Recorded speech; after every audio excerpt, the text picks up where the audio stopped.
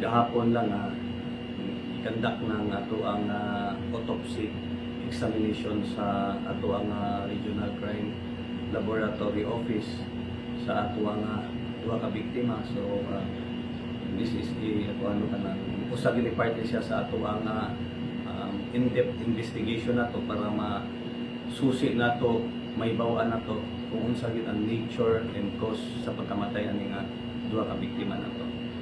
Okay, Major, kanang ang daghan manggod ang naggoan manggod, Major, kay labi na nga na daghan nang nagduda kay pag-abot lagi atong time nga na ni kalit lag bukho ang limbutho katong poison, Major.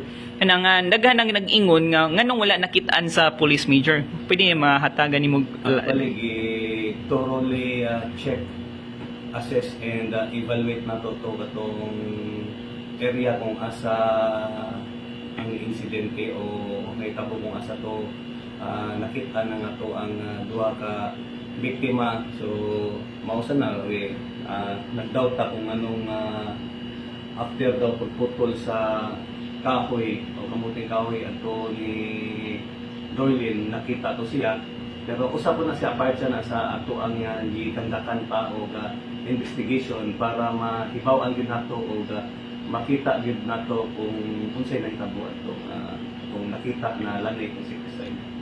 Major, katong act sa iyahang best friend nga si Dorlin nga gisunog katong tent ni Marites, Major, ma-consider ba to siya nga mahimong obstruction of justice, Major? Based lang sa inyo hang kuan, sir, pangagpas, Major. Ato pa nang tanaw no, investigaran pa na nato, pero after man gud na thoroughly investigate, check sa ato ang SOCO o sa ato ang investigator there is station, dili na gyud ingon na maingon nato na substantial pa ang mga nahabiling nitong butang, labi na katong mga silina na allegedly gidauban daw sa katong ato ang best friend sa biktima, pero with the consent sa katong igsuon sa mismong biktima kay kuno medyo naday pangitain sa ilaha o maglisod na daw, dili na daw ganahan dalhon pa atong mga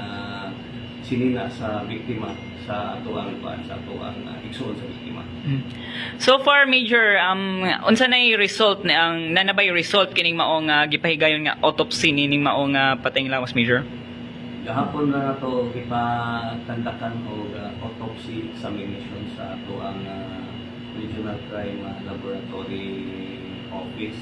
Wala pa ta kay ba kung ano saan ang result ani, pero hopefully ever na maka-obtain na ta og result ato alin i-update na ato ang publiko.